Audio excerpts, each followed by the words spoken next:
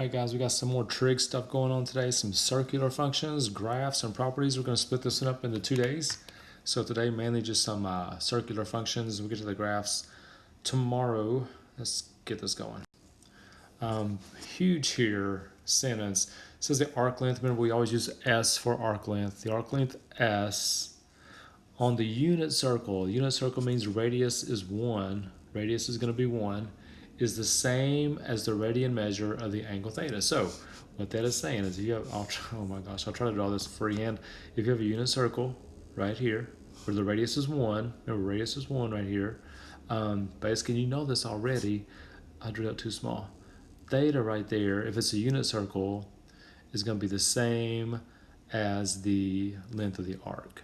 It's going to be the same as that right there. However long that arc is, that's what the radian measure of the angle is.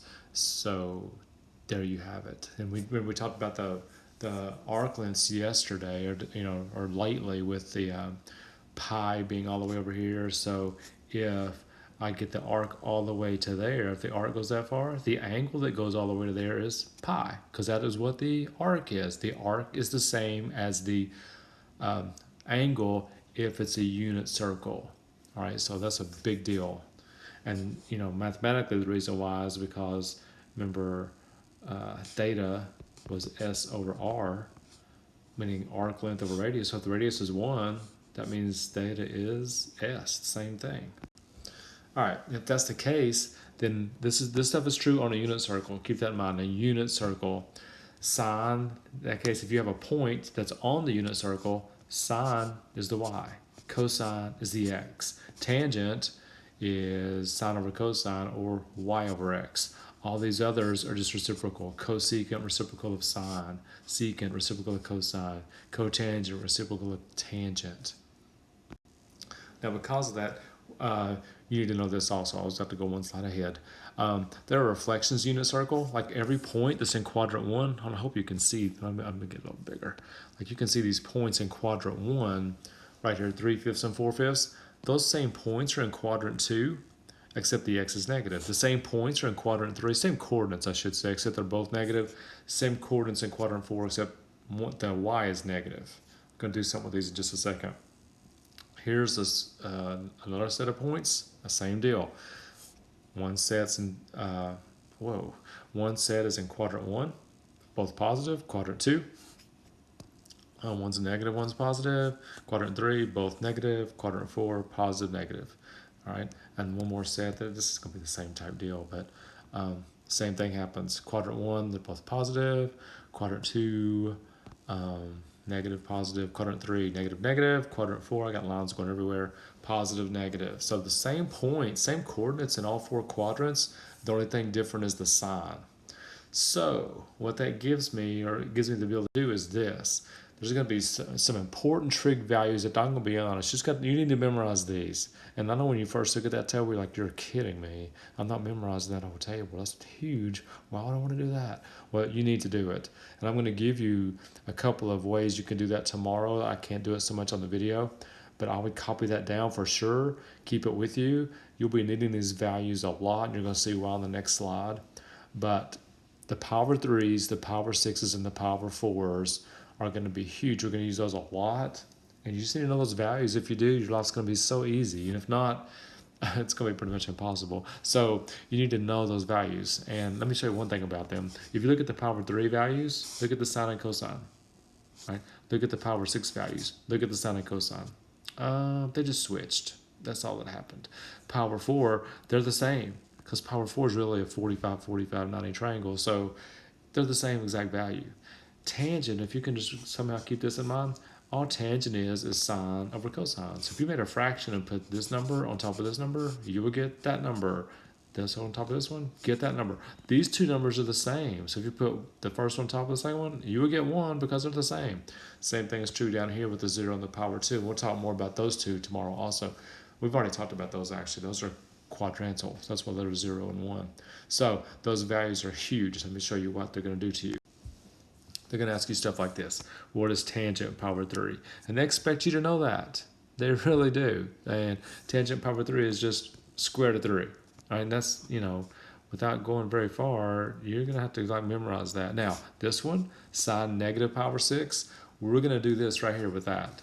We're going to take the sine negative pi over 6 and actually work this out first, just for the sine pi over 6, because that was in the table, one that you need to know.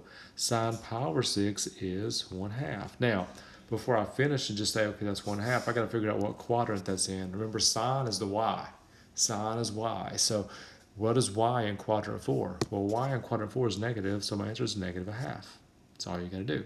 Let's come. I forgot B. I went the wrong way. Let's go to B. B says cosine 3 pi over 4. What I'm going to do first is just cosine pi over 4, because that's the one in my table that I know. That's the reference angle.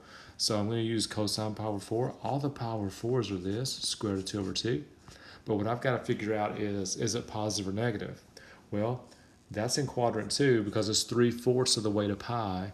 Cosine is x. X is negative in quadrant 2, so it's negative square root of 2 over 2.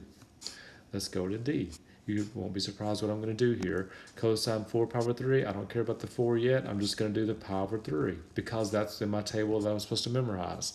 Cosine pi over 3 is 1/2. Now, I've got to figure out, is it positive or negative? So I got to figure out what quadrant it is in. That's really 4/3 pi or 1 1/3 pi. You got to think about where that is.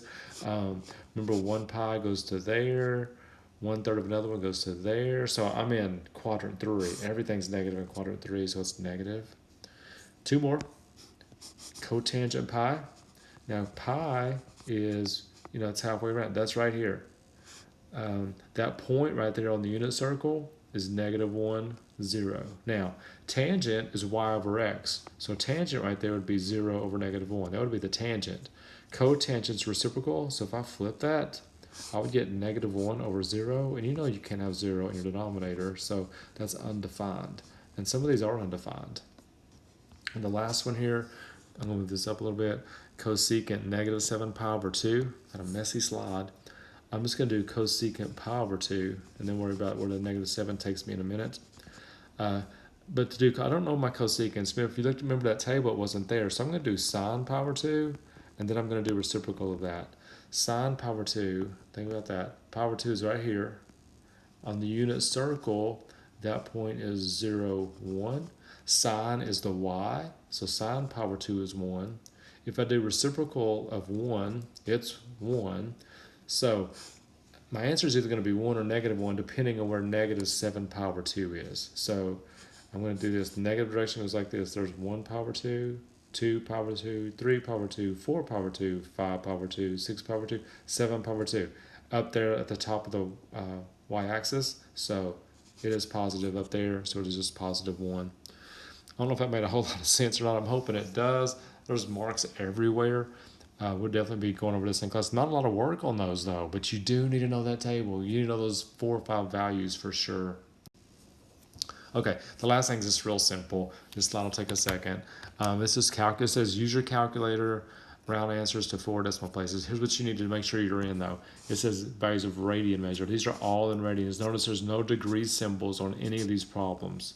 When there's no degree symbol, that means it's radian. So take your calculator, hit your mode button, and look at your third line down. It says radian or degree. Highlight radian, hit enter, and then go second quit to get out of there. Then you just can punch it. I'm going to punch in cosine or parentheses open up. I'm doing 2 pi.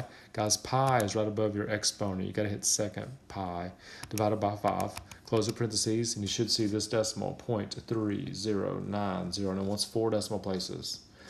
Tangent -3, you can just hit tangent -3, enter, 0.1425. I hope you're kind of punching these in as you go, and you can kind of check them. Sine 24.9, hit enter, -0.2306. And the last one is secant. Now you can't do secant on your calculator, but you can do this. You can do 1 over cosine pi over 7. So that's what I'm about to punch in right here. I'm doing 1 divided by cosine pi divided by 7, and it gives me 1.1099. Plug those in your calc. Make sure you see them okay, and that part's easy.